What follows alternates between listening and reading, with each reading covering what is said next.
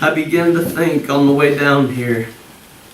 You know, we were on the road and Gracie began to go to sleep, as she always does as soon as the car starts, it seems.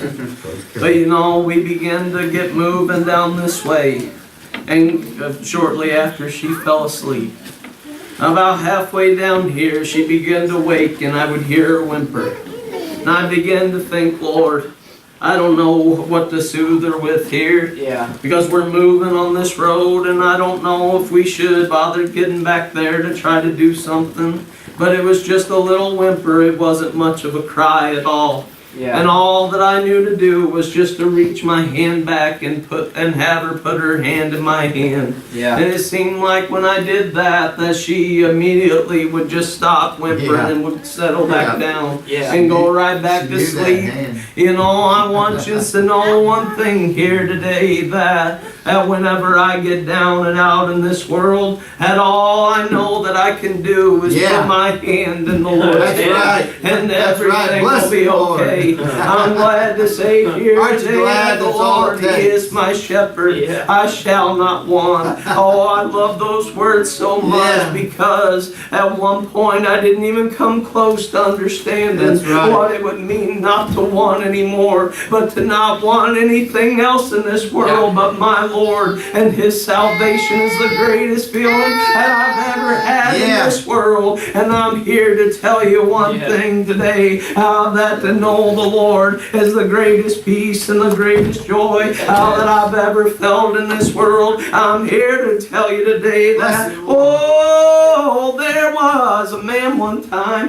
This story has been on my heart so strong. I've tried to preach it out a couple of times, but it doesn't seem like, that I can get it where I believe it needs to be. But you know what? The only thing that I know to do, is to do the will of my Father which is in heaven, and tell this lost and dying world, the joy that I feel right down in my heart when my Lord begins to bless. Have you ever been down and out? And as Brother Chris was leading in prayer there, a little thing came to my mind. As he began to say, Lord, forgive me for my many sins. Have you ever, I love the words that David, I believe it was, spoke. Lord, forgive me for my sins. Lord, forgive me for my unknown sins. For we do things here in this life that causes us to think within ourselves that we're right and that everything's okay. But I ask you, have you ever felt right down in your heart that you've sinned so strong against the Lord? Well, sometimes I'm here to say that I'm very guilty of it.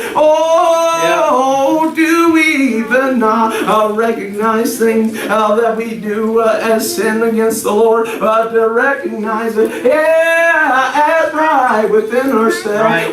We need to hold to the hand of my Lord. He'll lead us and guide us through this world. And you know what? As much as important as it is for us to hold the hand of the Lord, let's hold the hand of our children and take them and show them all the ways of the Lord.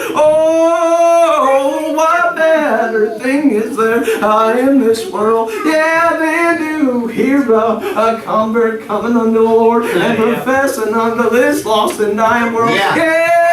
I love the Lord with all my heart, and He is mine and I am His.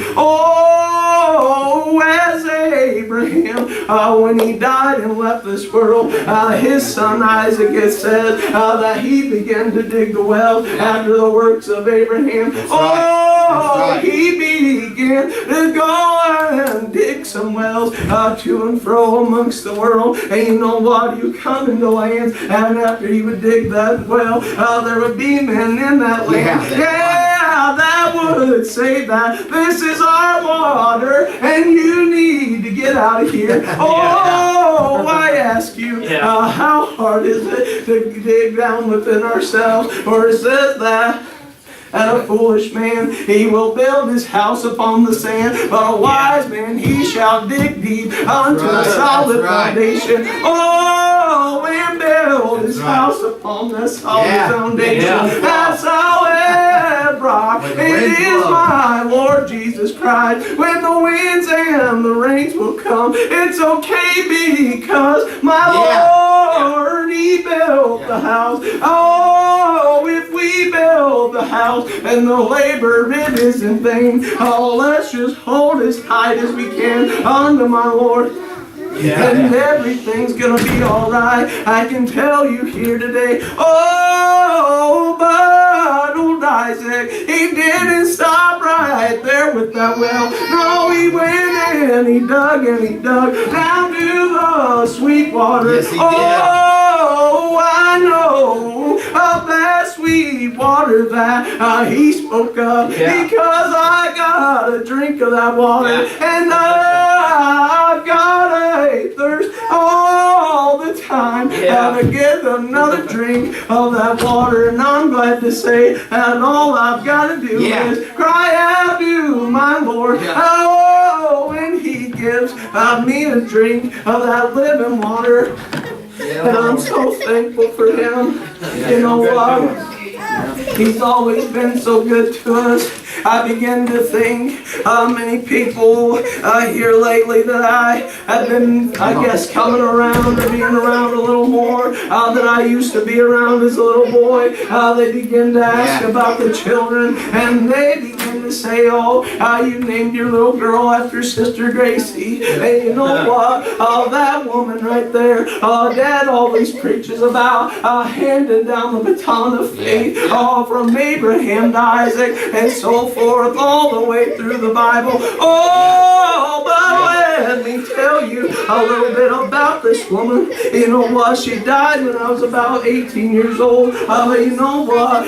Within that 18 years, she had such an impact in my life because of the stories that I would hear my uncles and my aunts and my cousins all tell about her. Oh, every time that we would walk in her house, when we would pull into the driveway, and you would see her sitting in the window, watching for her family to come. And you know what?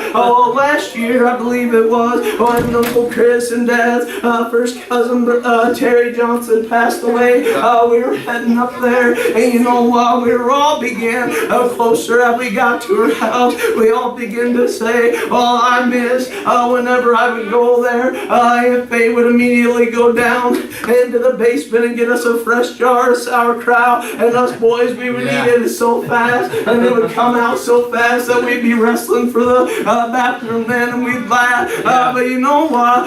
Puppo, he hadn't said hardly a single word the entire trip. And you know what? We got there on Haggerty Road, and he leaned up so close, and he said, "Well, you know what I miss more than anything?" And we said, "What, Puppo?" He said, "I miss seeing Mommy in the window whenever we pull in. Oh, if we had a window to heaven, he'd get to see her sitting down there saying, 'I'm waiting on you, honey.'" Oh, what a thing that woman put in our lives. What is it that we're putting in our children's hearts?